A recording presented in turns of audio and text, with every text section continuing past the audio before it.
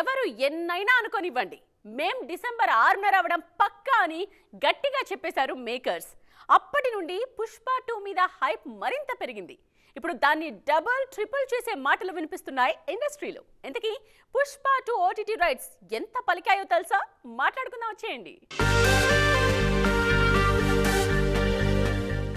Pushpa extraordinary cinema, అందులో డౌటే లేదు. డిసెంబర్ 6న ఎట్ ఎనీ కాస్ట్ వచ్చేస్తుంది. మా మూవీ రిలీజ్ డేట్ గురించి రకరకాల స్పెక్యులేషన్స్ వినిపిస్తున్నాయి. అందుకే ఇంత గట్టిగా చెప్తున్నాం. మేం వర్క్ బ్యాలెన్స్ చెక్ చేశాం. సెప్టెంబర్ 2కి ఫస్ట్ హాఫ్ ఎడిటింగ్ వెర్షన్ ఇచ్చేస్తాం. అక్టోబర్ 6కి సెకండ్ హాఫ్ ఇచ్చేస్తారు. నవంబర్ 20కి కాపీ రెడీ చేస్తాం. నవంబర్ 25కి సెన్సార్ చేయించి ఆల్ ఓవర్ ద వరల్డ్ మూవీని పంపించేస్తాం. ఇది ప్రొడ్యూసర్ చెప్పిన మాట. First of all December 6th అయితే అట్ ఎనీ కాస్ట్ వచ్చేస్తుంది, దాంట్లో డౌట్ లేదు. ఎందుకంటే రకరకాల స్పెక్యులేషన్ వినపడుతున్నాయి కాబట్టి మేము వర్క్ చూసుకున్న సార్ చాలా కంఫర్టబుల్గా ఉంది. నెక్స్ట్ వచ్చి ఇప్పుడు సెప్టెంబర్ 2 కల్లా మాకు ఫస్ట్ హాఫ్ ఎడిటింగ్ వెర్షన్ ఇచ్చేస్తున్నారు. ఈ లోపల పోస్ట్ ప్రొడక్షన్ పనులన్నీ జరుగుతూ ఉంటాయి సార్. అక్టోబర్ 6th ఎప్పుడు సెకండ్ హాఫ్ ఇచ్చేస్తున్నాం. కంఫర్టబుల్గా నవంబర్ 20th కాపీ ఇచ్చేసి ఆల్ ఓవర్ ద వరల్డ్ పంపించేయాలనేదే plan sir. By the time 25th ఎప్పుడు సెన్సార్ కూడా చేపించేస్తాం.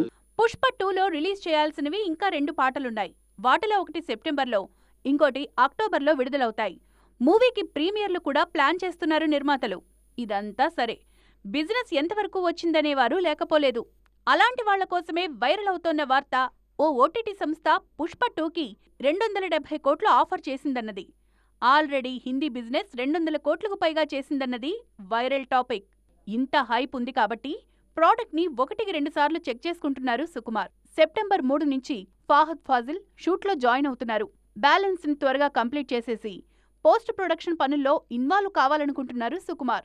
1000 కోట్ల మార్కును సునాయాసంగా దాటేసి ఆల్ టైమ్ రికార్డులను తిరిగా రాసేయాలన్న పట్టుదలతో పనిచేస్తోంది టీం. ఇప్పుడున్న దూకుడు చూస్తున్నవారు అదేమంత కష్టమైన పనిలా లేదు. పుష్ప తెచ్చిన క్రేజ్తో సెకండ్ పార్ట్ ఆల్ టైమ్ రికార్డులు కొట్టినా కొట్టేయచ్చు అనే పాజిటివ్ ఫీల్తోనే ఉన్నారు.